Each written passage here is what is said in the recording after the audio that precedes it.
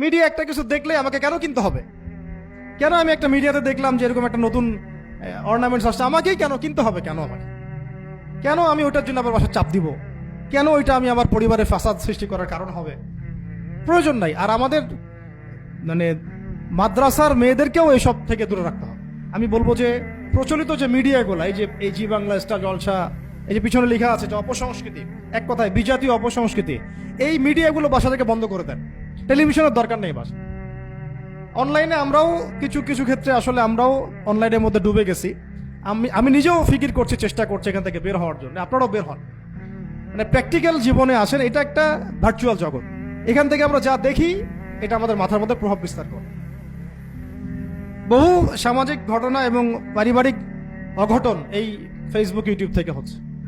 এই কন্টেন্টগুলো দেখা আমাদেরকে বন্ধ করতে, বাস্তবতার সাথে এগুলো কোনো সম্পর্ক নাই। আমাদের কিতাব পড়ার অভ্যাস বেশি করে বাড়াতে হবে, ওস্তাদদের সহবতে যাওয়া, আমল করা, কান্নাকাটি করা, দোয়া করা, ইস্তেগফার করা, আল্লাহর সাথে কানেকশন। আল্লাহ পাক আমাদেরকে মিডিয়ার এই রং ঢং, বলি আমি, মিডিয়ার এই রং ঢংগুলো ত্যাগ করতে হবে। মিডিয়া একটা কিছু দেখলে আমাকে কেন কিনতে হবে? কেন আমি একটা মিডিয়াতে দেখলাম যে এরকম একটা নতুন অর্নামেন্টস আসছে, আমাকেই কেন কিনতে হবে? কেন আমাকে, কেন আমি ওইটার জন্য আবার বাসায় চাপ দিব? কেন ওইটা আমি আমার পরিবারে ফাসাদ সৃষ্টি করার কারণ হবে? প্রয়োজন নাই। আর আমাদের মানে মাদ্রাসার মেয়েদেরকেও এইসব থেকে দূরে রাখতে হবে, মিডিয়া থেকে দূরে রাখতে হবে। মানে সব মিডিয়া উপকারী না, বরং মিডিয়ার মধ্যে 99% ইসলামিক মিডিয়া না। যদি এটা হতো যে সব এর মধ্যে অ্যাটলিস্ট 10% ইসলামিক মিডিয়া, তাহলে বলতাম ওগুলো অ্যাটলিস্ট দেখেন। এখানে কিন্তু সেই সুযোগটাও পাচ্ছেন না। খুব কম মিডিয়া আমাদেরকে প্রকৃত বিষয়টা শেখায় এবং সত্যের কাছাকাছি নিয়ে আসে। বেশিরভাগ মিডিয়াই প্রতারণাপূর্ণ এবং কর্পোরেট সেকশন, এগুলো থেকে আল্লাহ পাক আমাদেরকে দূরে থাকার তৌফিক দান করেন এবং এই কালচারগুলো ছেড়ে দেন। হিন্দুদের কালচারের সাথে আমাদের কি সম্পর্ক? আমরা মুসলিম, আমরা মুহাম্মদ সাল্লাল্লাহু আলাইহি ওয়াসাল্লামের উম্মাহ। আমাদের সাথে মুশরিকদের কি সম্পর্ক? আমাদের সাথে ইহুদিদের কি সম্পর্ক? আমাদের সাথে খ্রিস্টানদের কি সম্পর্ক থাকে? আমরা কেন ওদের সংস্কৃতি গ্রহণ করব? কিসের জন্মদিন, কিসের মৃত্যু দিবস, হ্যাঁ, কিসের এসব গায়ে হলুদ, কিসের এসব বউ ভাত, এগুলো কি? এগুলোর সাথে আমাদের কি সম্পর্ক? আমাদের সাথে সম্পর্ক হচ্ছে হিজাবের, সালাতের, তাসবির, সিজদার, জায়নামাজের, আতরের, খুশবুর, মিসওয়াকের। আমাদের সাথে এগুলো সম্পর্ক। আমাদের সাথে সম্পর্ক হিজাবের, আমাদের সাথে সম্পর্ক ইসলামিক ক্যালিগ্রাফির, ইসলামিক, আমাদের সাথে সম্পর্ক কোরআনের, হাদিসের, সিরাতের, লেখাপড়া, ইলমি পরিবেশের, তাসাউফের। এগুলো আমাদের কালচার।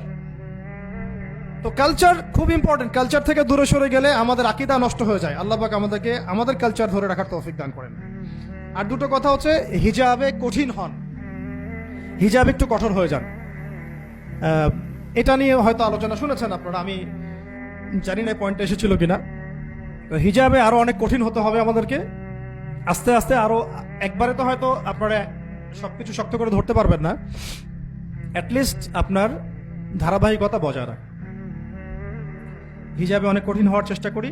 আমাদের অনেক দিনই বোনকে আমরা একটু ক্যাজুয়াল দেখি হিজাবের ব্যাপারে, এটা থেকে আপনার বের হওয়ার তৌফিক দান করেন, আমিন।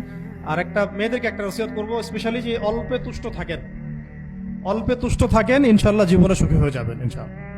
আর শেষ কথা হচ্ছে, আলেমা হওয়ার চেষ্টা করেন, আলেমা হওয়ার চেষ্টা করেন, দায়ী হওয়ার চেষ্টা করেন এবং মেয়েদের মধ্যে ব্যাপক দাওয়াতি কাজ করার চেষ্টা করেন। এইটা জীবনের লক্ষ্য উদ্দেশ্য বানায় নেন ইনশাল্লাহ। আপনার জীবনের লক্ষ্য যদি এমনই হয়, দেখবেন এমনই জীবন সঙ্গিনী আপনি পেয়েছেন যার জীবনের লক্ষ্য সেম। তখন দুজনে মিলে আপনি কাজ করতে পারবেন ইনশাল্লাহ। আমাদের এখন প্রচুর আলেমা দরকার, আমাদের প্রচুর দায়ী বোন দরকার, আমাদের মুআল্লিমা, শিক্ষিকা বোন দরকার। ঠিক আছে, আমাদের প্রত্যেকটা ডিপার্টমেন্টে এরকম যোগ্যতা সম্পন্ন দিনী বোনদেরকে দরকার। তো এইটা তো আর একা আমাদের পক্ষে গড়ে তোলা সম্ভব না। সবাই আমরা যদি হাত লাগাই এবং আমাদের উম্মাকে নিয়ে ফিকির করি, ইনশাআল্লাহ তাআলা আজকে যে বিষয়গুলো আলোচিত হলো, এগুলো ইনশাআল্লাহ শুধু তাত্ত্বিক কথাবার্তায় সীমাবদ্ধ থাকবে না, ইনশাআল্লাহ বাস্তবেও রূপ লাভ করবে ইনশাআল্লাহ।